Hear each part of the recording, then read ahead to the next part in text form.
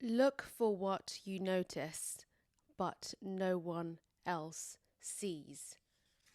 Area of Thought 8. This is a live reading and reflection of Rick Rubin's book, The Creative Act. And let's get going. In the wild, animals must narrow their field of vision to survive. A tight focus prevents distraction from critical needs: food, shelter, predators, procreation. For the artist, this reflexive action can be a hindrance. Widening one's scope allows for more moments of interest to be noticed and collected, building a treasury of material to draw from later. A practice is the embodiment of an approach to a concept. This can support us in bringing about a desired state of mind. When we repeat the exercise of opening our senses to what is, we move closer to living in a continually open state. We build a habit, one where expanded awareness is our default way of being in the world. To deepen this practice is to embark on a more profound relationship with Source. As we reduce the interference of our filter, we become better able to recognize the rhythms and movements around us. This allows us to participate with them in a more harmonious way. When we take notice of the cycles of the planet and choose to live in accordance with its seasons, something remarkable happens. We become connected. We begin to see ourselves as part of a greater whole that is constantly regenerating itself. And we may then tap in to this all-powerful propagating force and ride its creative wave. I love the choice of words. I love the vocabulary used throughout this book. It's so poetic. I love this way of describing the state we're in, I guess, that can also constantly regenerate itself. To support our practice, we might set up a daily schedule where we engage in particular rituals at specific times every day or week. The gestures we perform don't need to be grand. Small rituals can make a big difference. We can decide to take 3 slow, deep breaths upon awakening each morning. This simple act can set a course to start each day still, centered, and in the moment. We might also eat our meals mindfully, slowly savoring each bite with appreciation. Take a daily walk in nature, looking at everything entering our field of vision with gratitude and connection.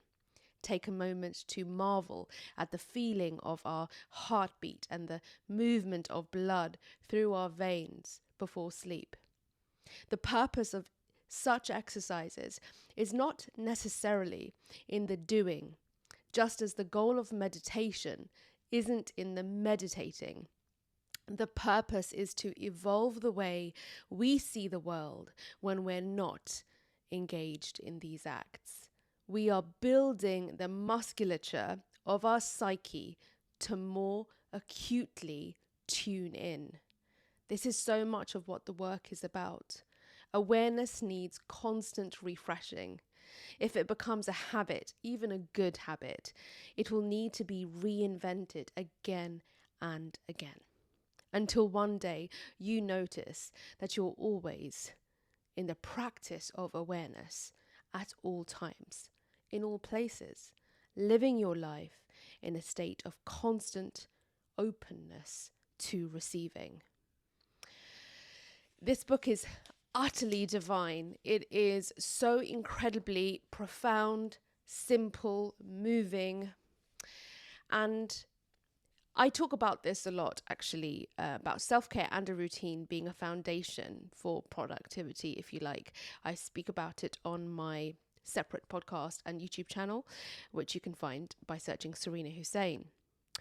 And what I also tried to allude to is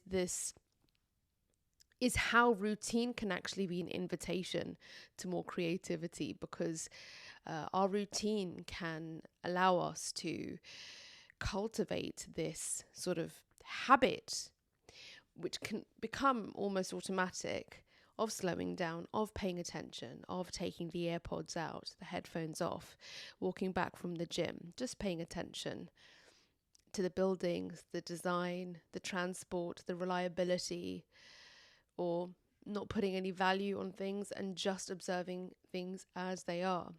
So I think it's pretty obvious that Rick Rubin is wanting us to not divide our state of being from our creativity. In fact, that's what this entire book is about. And it's just incredible. I want to ask you, actually, did you just rush through this book?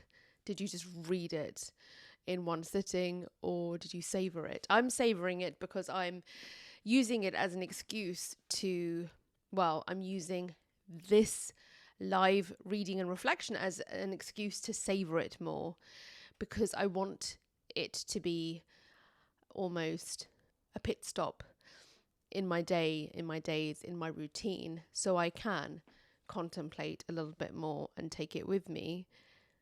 And I wonder if you're doing the same or have done the same with this book. Thank you so much for tuning back into Life Vocabulary content that's all about reflecting on and commentary about creativity, as well as art and music. And you'll find some other pieces on this channel and on the podcast channel. Thank you. Here's to your creativity, and you'll see me in the next one.